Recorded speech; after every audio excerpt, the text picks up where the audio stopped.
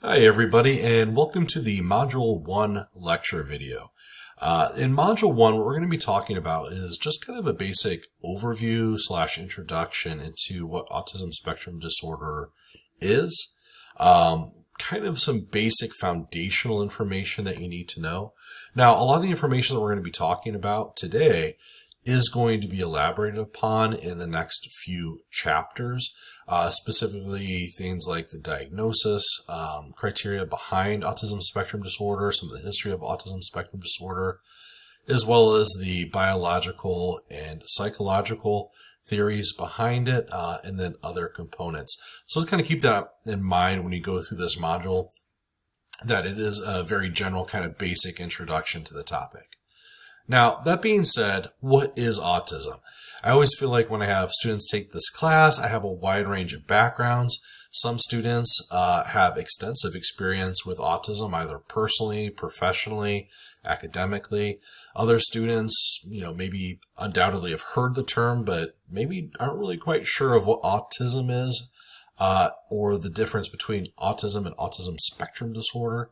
So we'll start with just the definition, the basic definition of what autism is. So the DSM, or the Diagnostic and Statistical Manual of Mental Health Conditions, is sort of like the Holy Grail, the Bible of mental health diagnosis in the United States. The DSM defines autism spectrum disorder, or ASD, as a neurodevelopmental disorder characterized by persistent deficits in social communication and social interaction across multiple contexts. What that means is that these deficits in social communication, social interaction, affect many different components of a person's life. The symptoms must be present in early developmental periods and cause significant impairment in social, occupational, or other important areas of current functioning. With autism spectrum disorder, this is not one of the disorders. There are several mental health disorders that kind of have delayed onset or may appear at certain times in a person's life stage. The going understanding of autism spectrum disorder is that it is seen very, very early. In fact, talk about this in a second, but it can pretty much be reliably diagnosed at 2.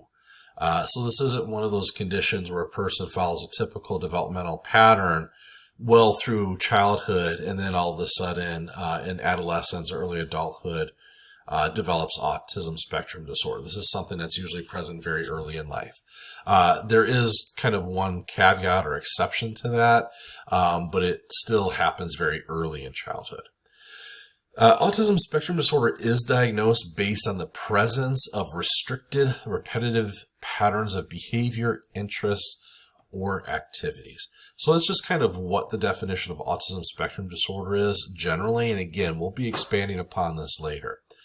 Now, why is it important to study autism spectrum disorder? Well, probably a good question considering you're all in this class.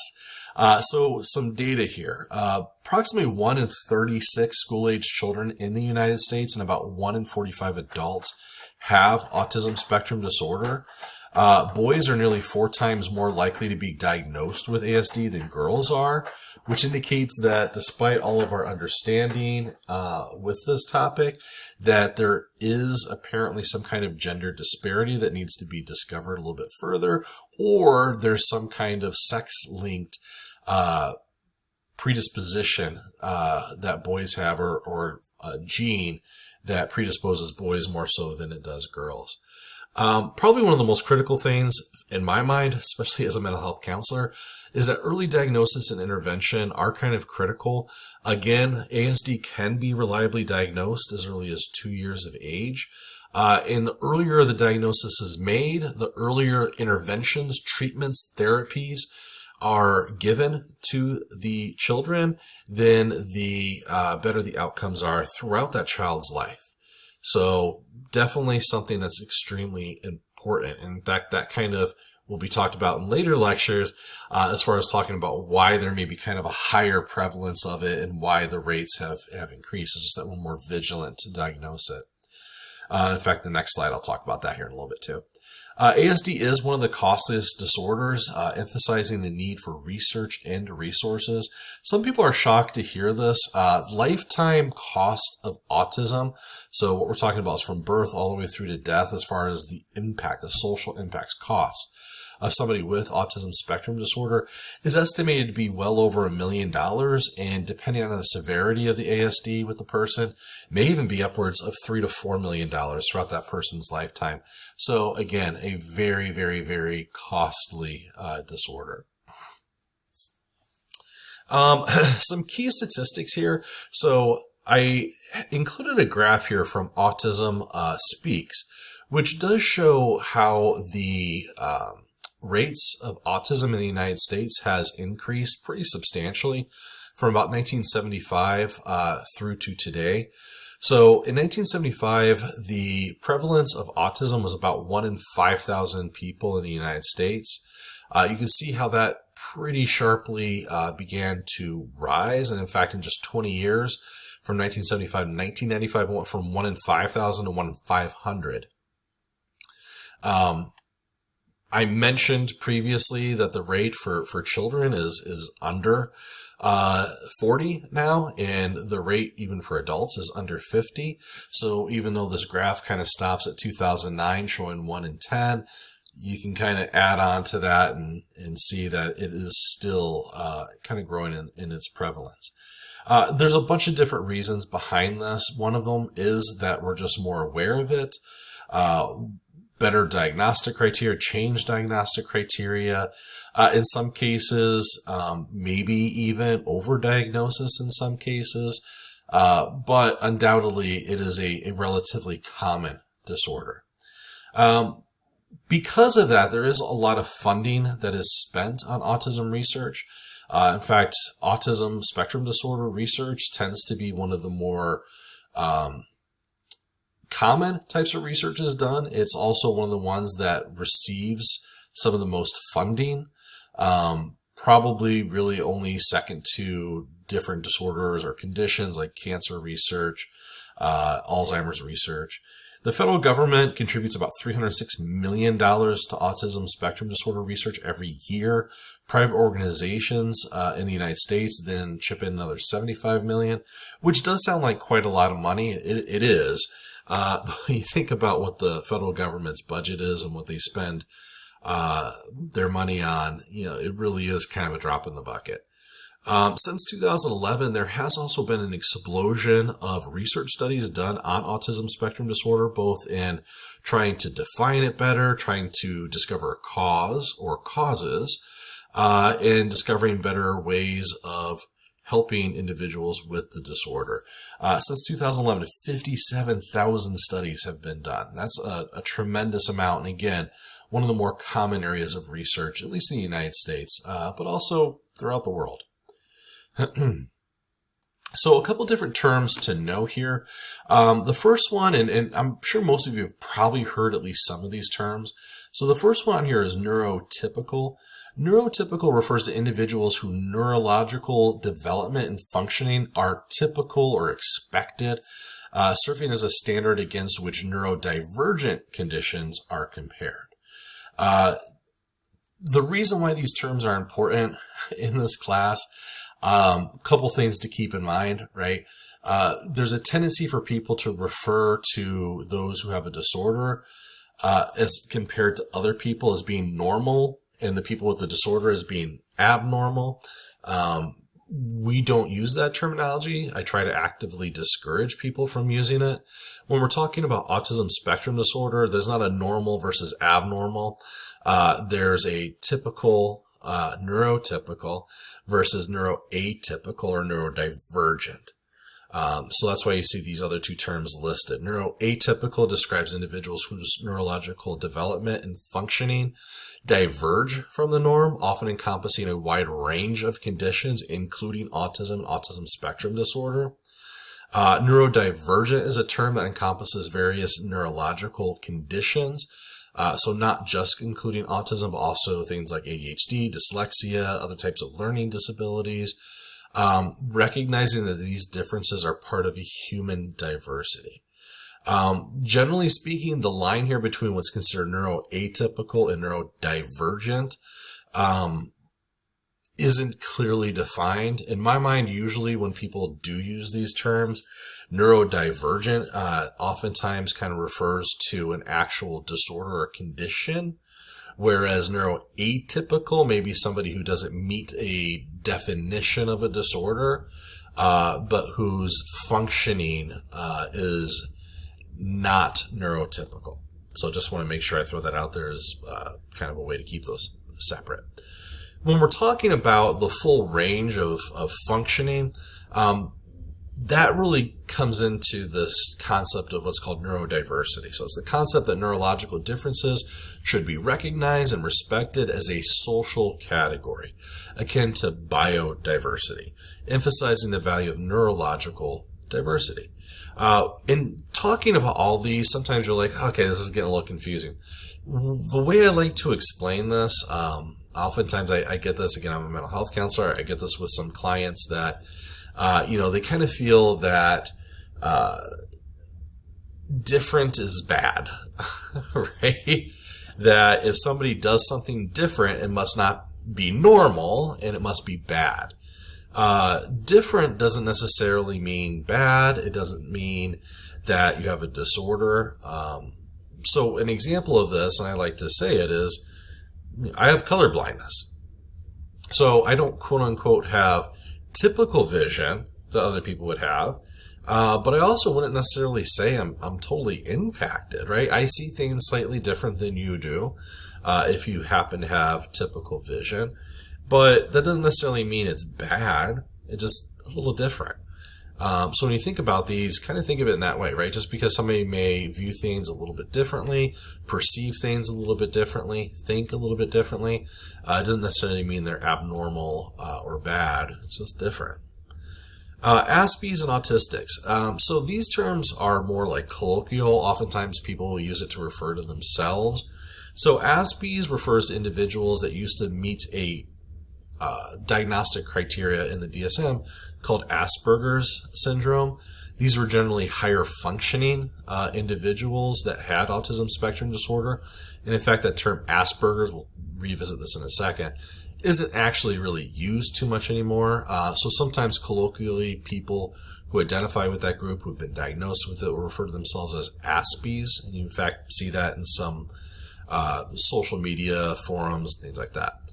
Autistics. So autistics is a term some individuals with autism prefer, as it emphasizes their identity as part of the autistic community rather than defining them solely by their condition. So besides what's on this slide, some things for you to know, just coming from your professor for this course, right? It's good to keep this in mind. I'm kind of winking, I'm nodding, I'm stomping my foot, trying to give you the hint. When you refer to individuals with autism spectrum disorder in this class, please don't refer to them as autistic kids or an autistic person, but rather a child that has autism spectrum disorder or a child that has autism, a person that has autism. The reason why we like to kind of make that distinction is that when you label somebody as an autistic child, an autistic person, it kind of sounds like that's all they are. Versus a person that has autism is a whole person, right? Totally typical person, just like you and I, but maybe they just have one thing that's a little bit different. Also, and I kind of already touched on this, do not refer to or compare children with autism to quote-unquote normal children, right? Because again, remember, we're not talking about normal and abnormal. We're talking about typical and atypical. We're talking about typical versus divergent types of aspects. The last thing I'm just going to let you know about with terminology and wording, kind of a pet peeve of mine, but you see it listed here under Aspies, right? Asperger's syndrome, the A is capitalized because it refers to somebody's name. The names of diseases, disorders, unless they include somebody's name, the actual disease or disorder itself is not capitalized. If it gets abbreviated like autism spectrum disorder, those would all be lowercase. But obviously, if you refer to it as ASD, then it would be capitalized. Asperger's, the A in Asperger's is capitalized because the person who is kind of credited, that's named after, was a man named Hans Asperger. You see that with some other disorders that we'll talk about here in a second, like Rett's, Ratts, was named after somebody. But other than that, disorders, diseases are not capitalized. All right. So you may be a little confused. I've been talking about autism, but I've been talking about autism spectrum disorder. Historically, and again, we'll go into this a little bit deeper of a dive in a later lecture, the history of autism really is one about there being several different types historically. And you see them listed here. So we have autistic disorder, we have Asperger's disorder, childhood disintegrative disorder, Rett's disorder, and then pervasive developmental disorder. So the way this works now is that for the most part, all of these, with the exception of Rett's, is included under a criterion in the DSM that's just autism spectrum disorder. In the past, they were separate disorders, but now we kind of view it to be a spectrum. So spectrum means a wide variety, right? There's certain base symptoms, but not everybody kind of has the same type of disorder. I'll explain what each of these are here in the next slide. It may make a little bit more sense to you. All right, so Asperger's is where we'll start with. Asperger's syndrome was previously considered a separate diagnosis characterized by difficulties in social interaction and nonverbal communication alongside restricted and repetitive patterns of behavior. Typically, those with Asperger's generally were very high-functioning individuals with autism. Oftentimes, not always, but oftentimes, they did have higher IQ levels. A very, very highly kind of specialized version of Asperger's, if you will, which was never an actual diagnosis, is a term we don't use called idiot savant. So these were people that had really specific, very, very, very advanced skills in one area. So, for example, if they had somebody that had a really advanced skill in like memorization, they may memorize phone books. Right, some had really good math skills, things like that. For the most part, though, Asperger's, though, was a very high-functioning form of autism early on. It's no longer considered a separate disorder as part of the autism spectrum. Moving on, autism. So autism, often referred to as autistic disorder, encompasses a wide range of symptoms affecting social interaction, communication, and behavior. Traditionally, when autism or autistic disorder was considered its own disorder, autism was a wide variety of symptoms within those that are listed. But oftentimes it was a wide range also of individuals who were lower in functioning to kind of like the middle ground, if you will, with Asperger's being higher functioning individuals. That's a broad generalization, but just kind of an idea.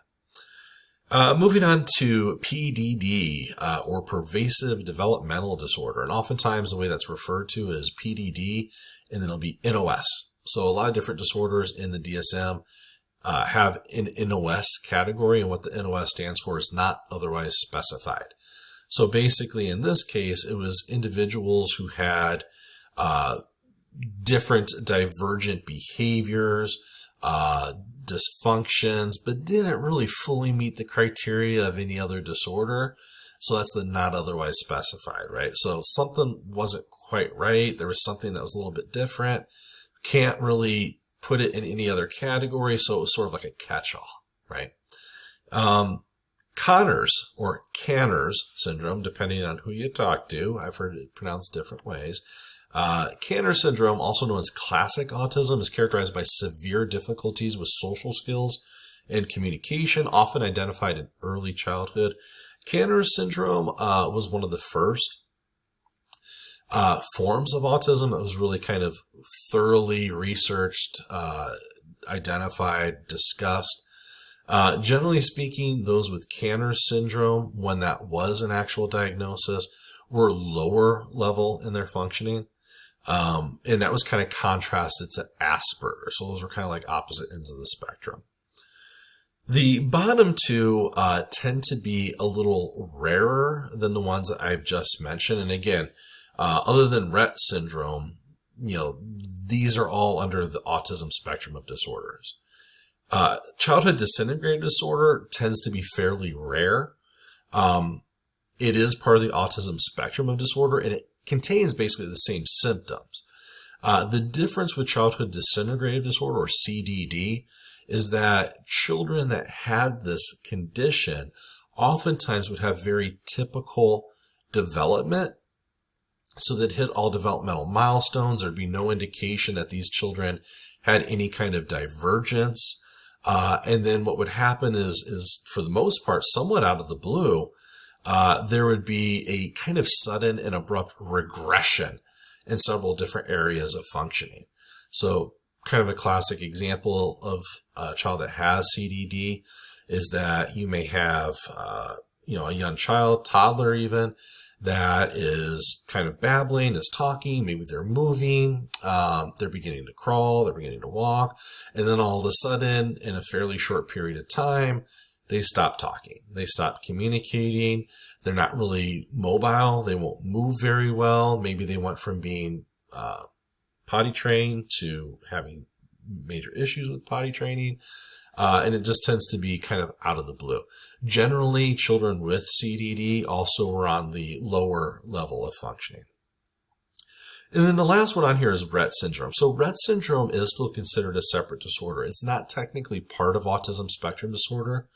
We will be talking about it at various times throughout the semester, though, because Rett syndrome is oftentimes considered kind of unofficially part of the autism spectrum. Many of the features of Rett, the symptoms of Rett, tend to be kind of similar to autism spectrum disorder as a whole. There are some major differences, though. Remember I said that autism spectrum disorder affects boys more than girls? Well, Rett syndrome actually affects females. It is extremely rare genetic disorder, but it does only affect females.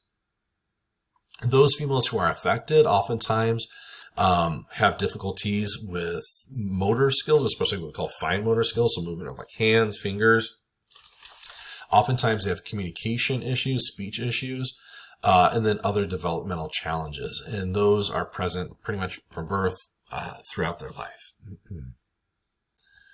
All right, so some of the big common shared features of autism, and really these were common features of all of those types of autism that I just mentioned. So first one is social communication deficits. So oftentimes individuals with autism spectrum disorder exhibit challenges in social communication. This includes difficulties in understanding social cues, maintaining conversations, and forming relationships. It doesn't necessarily mean that these individuals are reclusive or, shy. Sometimes they may try to do what they can in social settings, but oftentimes it's very awkward, it's very clumsy. They're not really receptive of a lot of the social cues that most typical people just kind of take advantage of, or take for granted. Repetitive behaviors.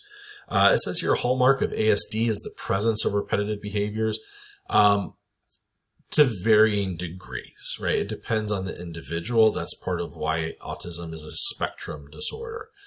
Some have this more so than others, and how it's manifested can be quite different.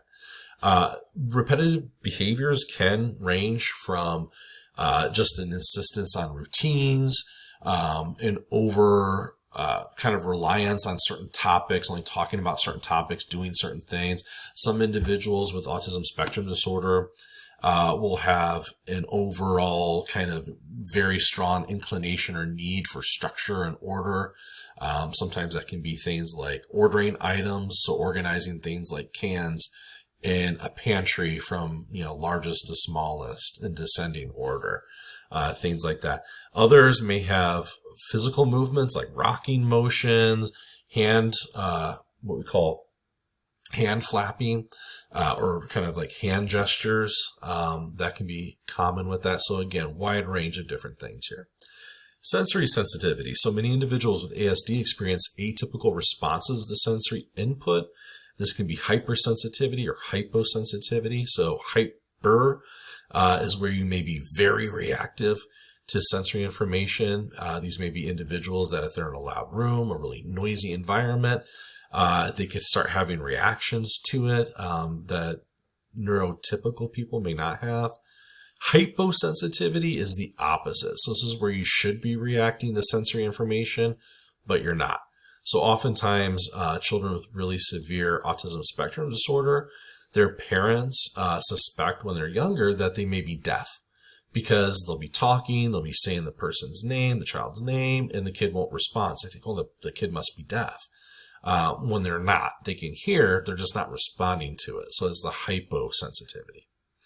And then, of course, on the bottom here, we have our last part, varied cognitive ability. So cognitive function in individuals with ASD can vary widely, with some demonstrating exceptional abilities in specific areas, while others may face significant challenges.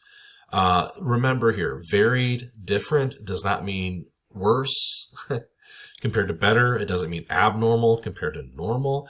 And in fact, many children and adults with autism spectrum disorder are actually quite gifted. Some of them have extremely high intelligence. Some of them are very artistic, very creative individuals and thinkers. Here you see another representation of some of the just common universal traits. So we have the hyper or hypo reactivity to sensory input, social communication deficits, fixated interests considered abnormal, attachment to sameness, routines, behavior, difficulties in relationships, and repetitive behaviors. Remember, though, it's a spectrum. So that doesn't mean every single person with autism spectrum disorder has every single one of these and that they manifest in the exact same ways, right? You may have one child or one adult who may have a slight element of the fixated interest in objects, maybe difficulty in communicating or in social settings, but they don't really have as much of this hyper reactivity of sensory input. Maybe they don't really engage in repetitive behaviors too much. Then you may have another child who is extremely hyper reactive to sensory input, engages in repetitive behaviors, but is somewhat communicative, right? So it just really kind of depends. And remember that, right? It's not one type for everybody. There's autism spectrum disorder is one disorder, but how it actually kind of manifests and presents in each child and each adult can be a little different. So I already talked a little bit about this. I mentioned high functioning and low functioning. This is not necessarily an official way of referring to it. Classically, when we talk about autism, kind of colloquially, we refer to them as either being higher functioning forms or lower functioning forms. So what I mean by higher functioning is that these are individuals with high functioning that exhibit average or above average intelligence, intellectual capabilities.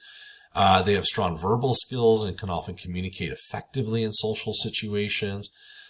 Despite their capabilities, they may struggle with social cues and may find social interactions challenging. If you ever watch Big Bang Theory, one of the characters on that kind of famously has, or I don't know if they necessarily say it on the show. Hopefully this isn't like a spoiler for anybody. But, basically the character is written that he's high functioning autism. Low functioning autism. So these are individuals with low functioning autism typically require more support in daily living activities and communication. They may have significant intellectual disabilities and may struggle with verbal communication. Oftentimes they have behavioral challenges that can be more pronounced, often requiring specialized interventions and support. Now, I mentioned the high functioning and low functioning. Those are kind of colloquial, just everyday ways of referring to autism. They're not necessarily like a clinical diagnosis. So they're not really used in a clinical setting. What are used in a clinical setting are the levels of autism. So there's three specific categories here. Level 1 is the one that is the highest functioning. And as we go to level 3, then that's the lowest functioning.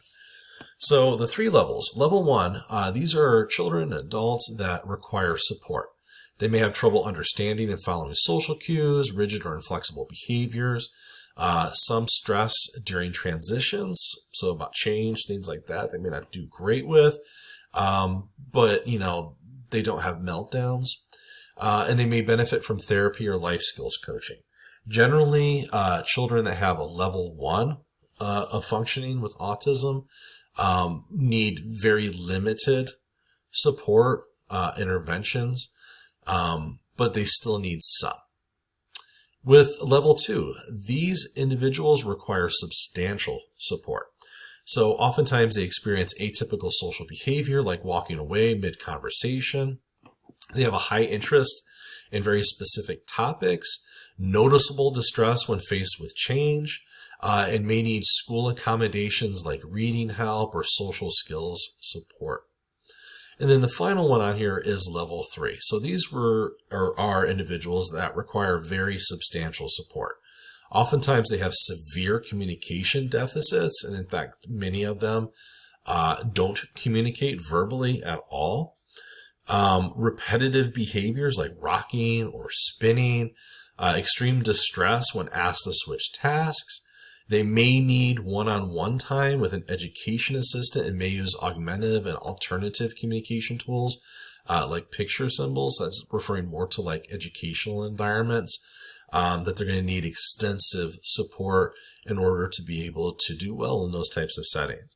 Now, the way this is used, and again, we'll talk about it in later part of the semester, is that typically the levels of functioning refer to specific aspects. So one child may have a level 2 for, say, social skills, but a level 1 with communication skills, right? So maybe they just need a little bit more help in how to socialize and picking up on nonverbal cues. But as far as being able to speak, to express themselves verbally, they're okay. They need a little bit of help, but not as much as they do with those social cues that are nonverbal. So it just kind of gives you an idea there also about kind of this spectrum aspect to autism spectrum disorder. Now, where it's at now is that these different categories, these subcategories, so the Asperger's, the childhood disintegrated disorder, the pervasive developmental disorder, the autistic disorder, all of those are historical references. Now, it is all part of autism spectrum disorder. Why did I talk about all those then, you're wondering? Well, the reason why is you still hear those terminologies mentioned quite a bit. The change of putting all of those different subtypes of autism into one disorder is one that has happened fairly recently. And you still hear many references to it, including by individuals who have autism spectrum disorder, referring themselves not as having autism spectrum disorder, but having one of those subtypes.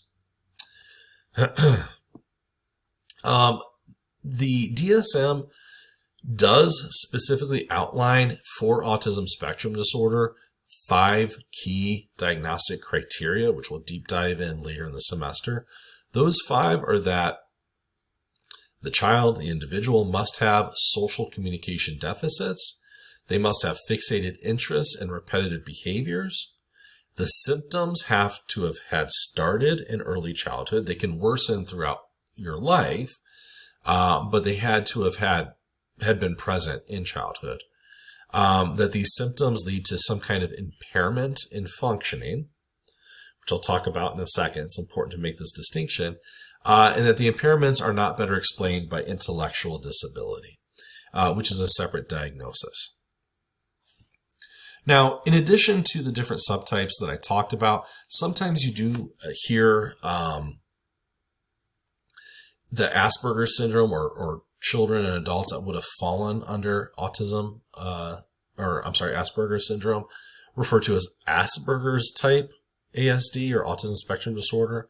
And those that used to fall into the more autistic disorder side of things, so those were the lower functioning individuals with autism, you sometimes hear them today referred to as having Canner's type autism spectrum disorder. So I know it gets confusing, but you do hear these terminologies mentioned quite a bit. So I like to make sure that you all are aware of them and understand them, because you may have heard of them referred to as these different subtypes or something else. And autism spectrum disorder may be something new to you. So this just gives a little bit of clarification.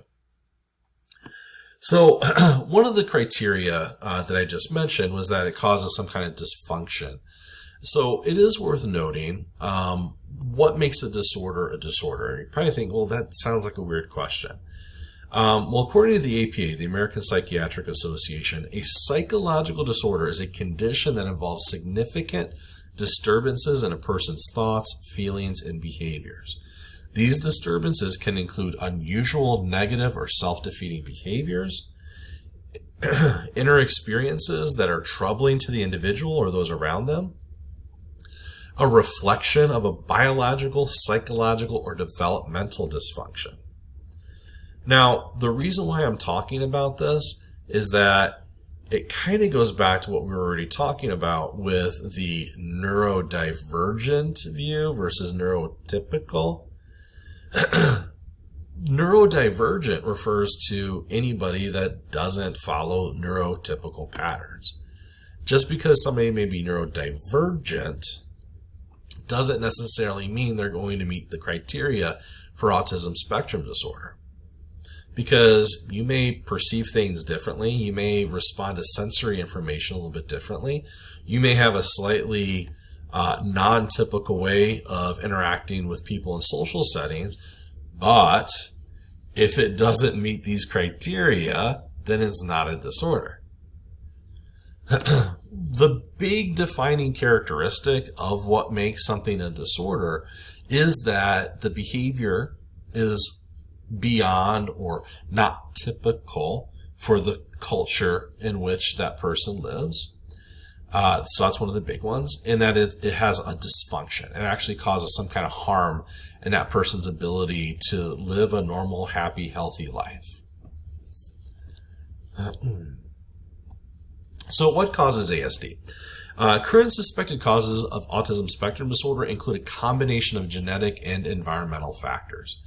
There is a whole host of different genetic factors that are implicated with autism spectrum disorder.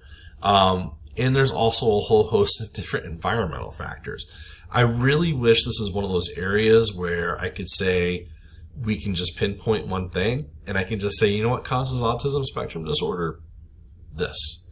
However, the going and understanding is that there probably isn't just one cause, that there's probably multiple different factors, and that those factors involve both genetic and the environmental.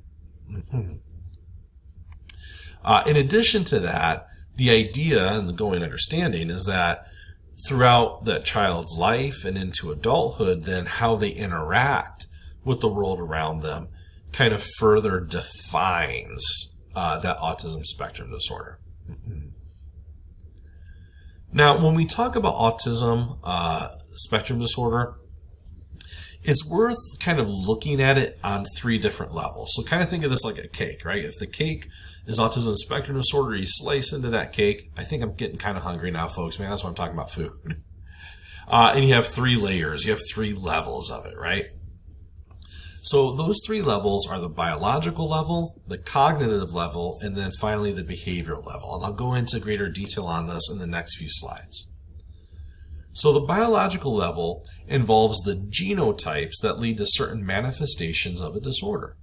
The genetics of autism is similar to something like height, where lots of different genetic variants, each having tiny little effects, together all contribute to the individual actually having autism spectrum disorder. So the reason why it's important to note this is that sometimes we kind of look at genes as being like a very clear cause and effect, right? My eyes are blue because I have a gene that makes my eyes blue. Well, not really, right? Most characteristics that we have come from multiple different genes interacting. In fact, very few of our features is just caused by one gene alone. That's very rare. Genotype, by the way, for those who need a little bit of a refresher, genotype refers to the actual genetic code itself. What it codes for that's observable is called a phenotype. So the genes that code for my blue eyes would be the actual genotype, what chromosomes they're on, what specific genes they are. The blue eyes would be the phenotype. So that's the biological level. Cognitive level. The cognitive level encompasses how autistic individuals think, feel, and perceive the world. Autistic people may have different motivations and perspectives, which often serve as the causes behind their behaviors. The cognitive level and the behavioral level, in my mind, is really the area that I don't want to say matters the most. As a psychologist, as a therapist, I would say these are the areas that kind of matter the most, because these are areas that we can kind of work on, right? Your genes are your genes. It's good to identify them. It's good to understand what causes them. But it's really this area, the cognitive level and the behavioral level, where we can kind of see some changes. Cognitive level, a good way of thinking of it is it's the internal. So how you think, feel, behave, but not how you're acting, right? The acting part would be the behavioral level. These are things that are clearly visible, observant, right? If somebody is thinking, I'm sad, I can't look at them and probably necessarily know that they're sad. But if a person is crying uncontrollably, that'd be a behavior, and I could say, wow, it looks like they're sad. It's an indication of what they're thinking. So the behavioral level then refers to how individuals react and behave based on environmental factors.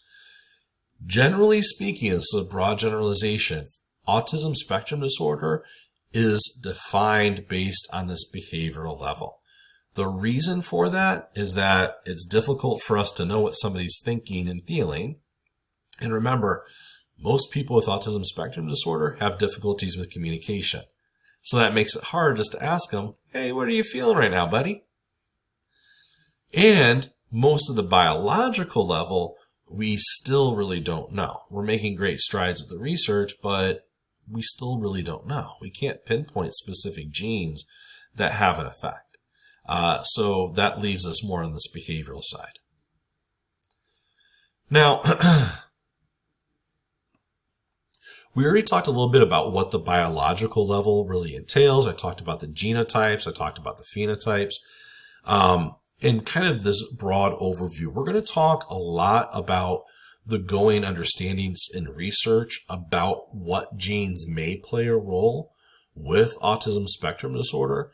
But remember, for the most part, even though we know that there's a biological component, we haven't found, the smoking gun, if you will, of what that may actually be. Now, one thing I wanted to go over is something called the causal models of disorder. So the causal models really kind of indicate, the cause and effect, right? What is causing the effect? And there's really three patterns that I want you to know. And they're labeled here, pattern A, pattern B, and pattern C. So with pattern A, typically one biological cause leads to changes in cognition impacting the behavior. So an example of this can be something like Down syndrome. And I'm going to go to the next slide. I'm going to skip back and forth here. Probably going to get real dizzy. Hopefully not. You can see that here, right? So this is a pattern A. Sometimes I call it a delta because it kind of looks like the Greek letter delta, or an upside down V. What it's showing is one biological factor, so like one gene, is causing a change in several different components of a person's cognitions, which then lead to several differences in the person's behavior. So that's one pattern of how your genetics, how your biology can influence the development of a disorder. Pattern B models of disorders, with this, there's usually multiple biological causes that converge to create one impact on cognition, which then leads to several different impacts on the behavioral level. So a good example of this, and we call it pattern B or an X pattern, I'm going to go back, is right here, right? So there's several different genes that lead to one big cognitive change, which then can lead to several different behavioral issues. So an example of this is something like dyslexia. We believe most learning disorders, so like dyscalculia, dysgraphia, dyslexia, probably follow this pattern, right? There's several different genes, but we'll stay with dyslexia, right? Dyslexia can be how you process words, letters, sounds of words, right? So it's not being processed correctly. So all these different genes do is they lead to this one major impact of how you're able to process words. Now, that's only one impact on your cognition, but just think for a second, if you had something like that, is that going to affect your learning? Yeah, because learning involves reading at some point. Does it affect maybe things like your emotions, because it may be more likely that you get frustrated easily? Yeah, maybe, right? So that's several different behavioral components. The third type of pattern, pattern C, is where several biological components impact cognition, leading to one main behavioral aspect.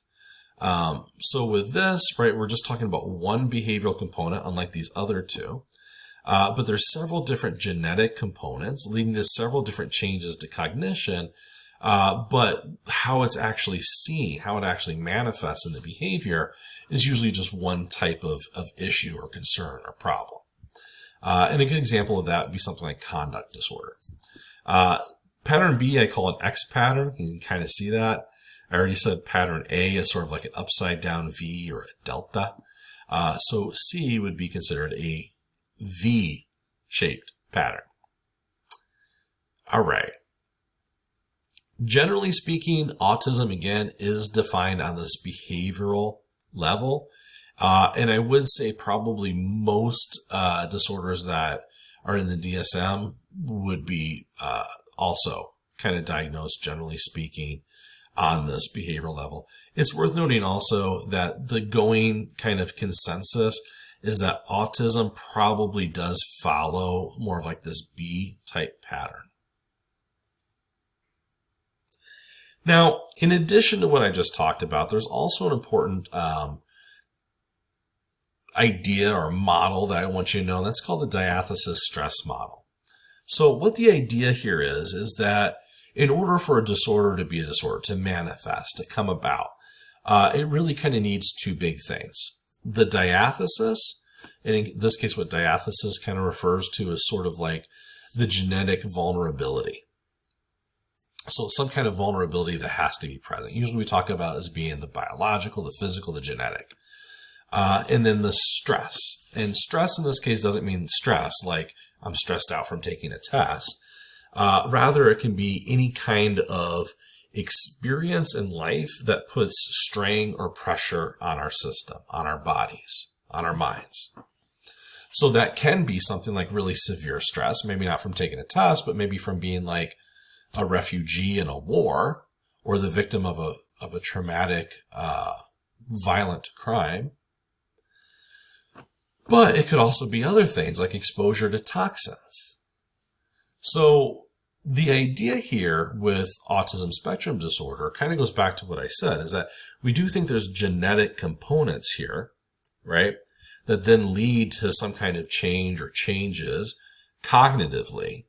But remember, I said it's also then how these children, based upon those differing cognitions, interact with their surroundings and then get reinforcement from their surroundings.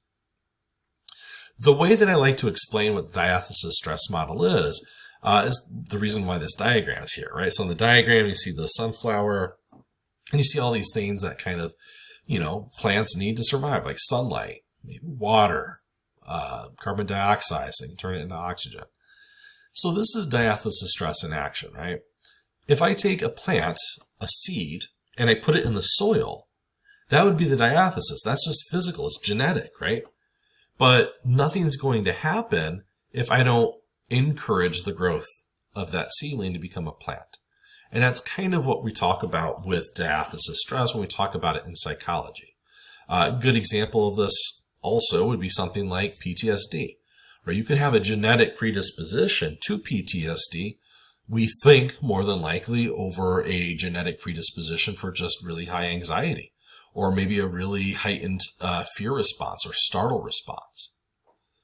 But just because you have that genetic predisposition doesn't mean you're going to have PTSD, because PTSD also requires exposure to a traumatic situation. Once those two things meet, the disorder comes about. So we kind of think an element of that may come into play with autism as well. All right, so that was the biological level. Now we're moving on to the cognitive level. So cognitive differences in autism spectrum disorder. Individuals who are autistic may experience distinct motivations and perceptions compared to neurotypical individuals. For example, a person may avoid public places due to shyness, whereas an autistic individual might avoid it due to being overstimulated by sensory experiences. These differences highlight that while the behaviors may appear similar, the underlying causes are often different, impacting how an individual with autism may interact with their environment. Neurotypical individuals typically process sensory information and social cues differently than those with autism. The cognitive processes in neurotypical individuals often align with societal norms, which may not apply to those individuals with autism. So there is that component again, right? Going back to what we were just talking about of why a person who may have shyness may not want to go out versus somebody who has autism not wanting to go out because of sensory overstimulation, hypersensitivity to the stimuli. Say you're an individual that has autism and you're really sensitive to noise. You go out anywhere, you hear people talking, there's music playing, and that affects you. Well, how it affects you may be that you're going to start making hand gestures to try to calm yourself down. So now you're in public, you're kind of oversensitized, and now you're looking bizarre because you may be hitting your hand against your chest, and then people start looking at you more. And then you're not really responding to them maybe in an appropriate way, right? Or maybe you're taking what they're doing as not like, oh my God, why is this guy hitting his chest with his hand, but as a threat, right? So that would kind of go into why they and how they may view situations quite differently than neurotypical people may view it.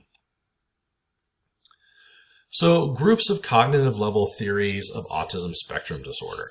We'll talk about these later in the semester in much greater detail, but generally speaking, there's a bunch of different theories of how the cognitions are different with individuals with autism spectrum disorder, but they fall into one of these three categories. So those three categories are primary deficit models, developmental progress models, and then cognitive difference models. The primary deficit models try to identify one single difference. So they look at all these different aspects of autism spectrum disorder and they try to piece it together and basically say, well, there has to be one main difference, one main aspect of cognition that's affected. And it just kind of has this snowball effect that trickles down to all these different behaviors.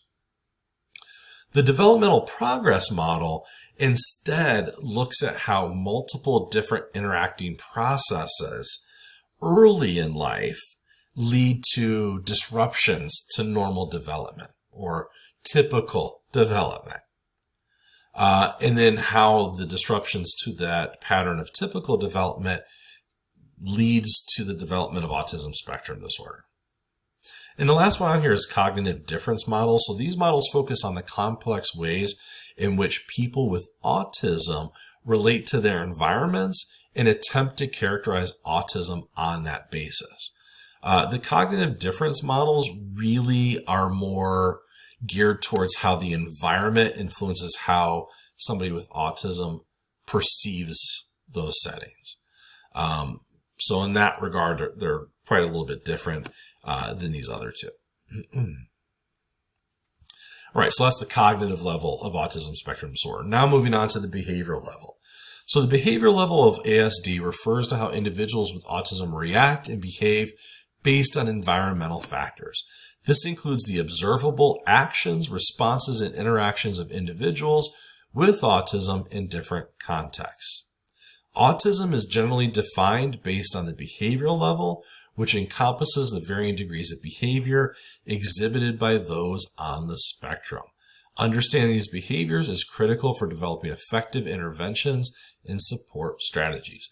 The diagnostic criteria for autism spectrum disorder is pretty much predicated on this, on the behavioral level of functioning.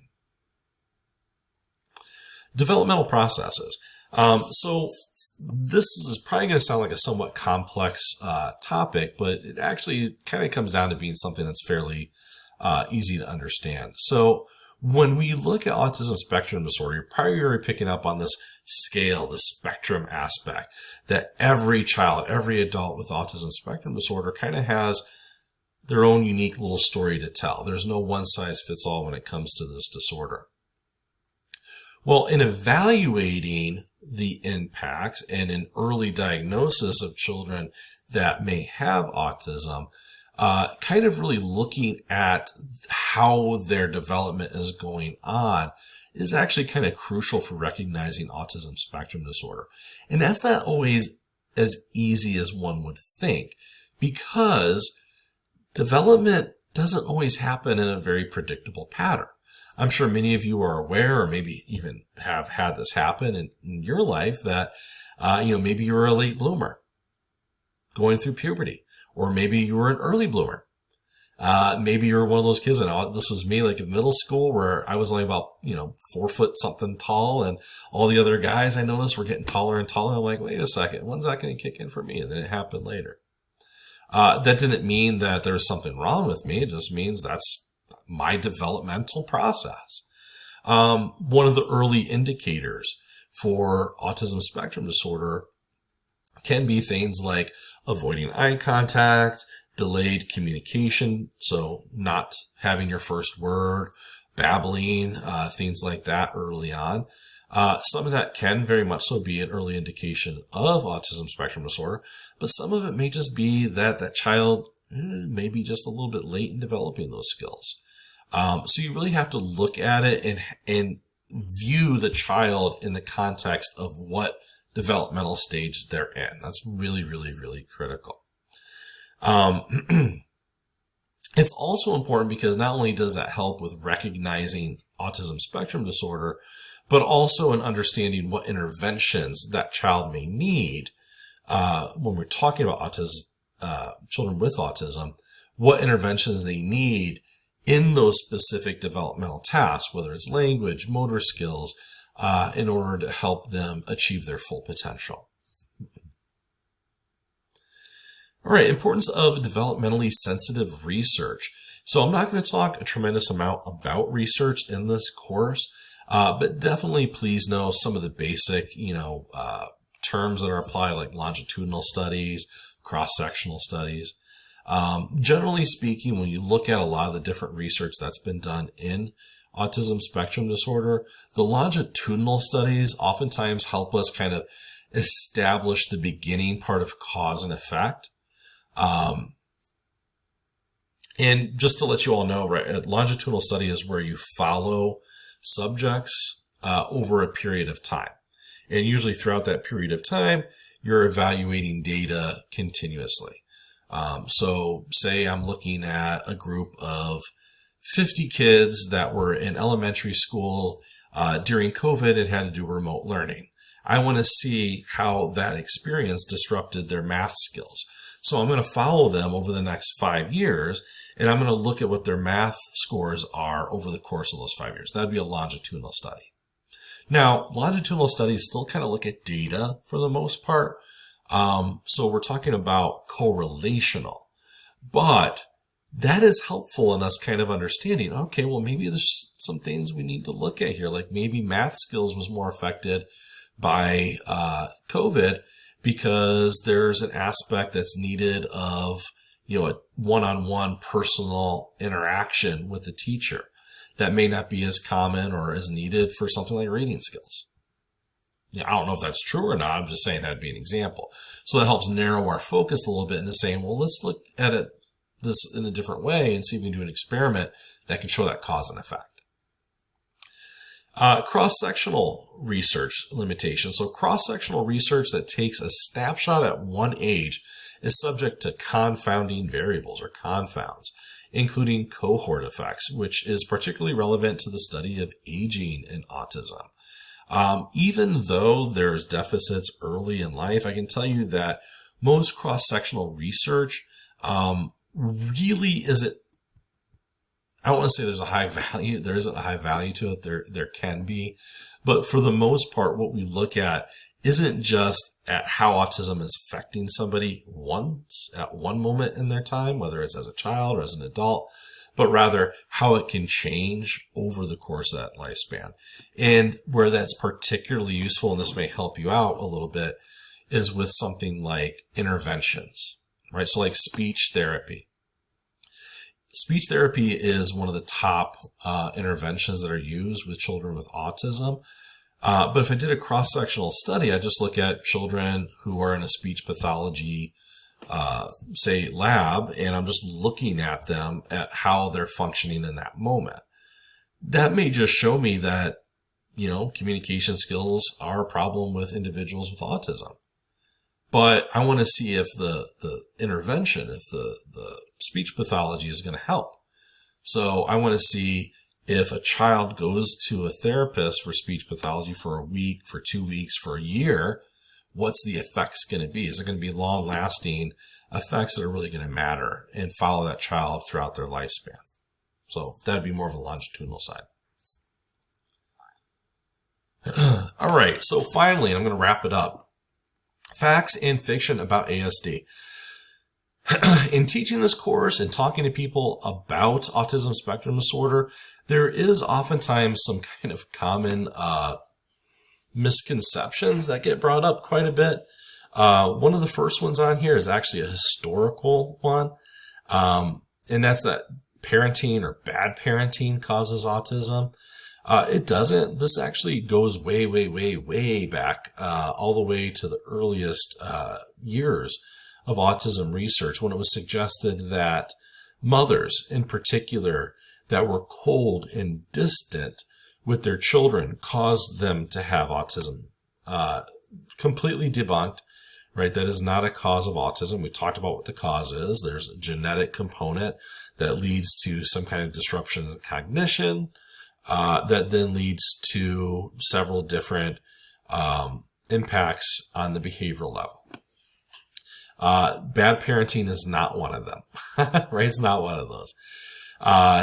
Vaccinations don't cause autism. We'll definitely talk about that later. To date, we've not seen where one specific environmental influence like fluoride in water, exposure to lead or asbestos, smoking, any of those things directly leads to autism by itself.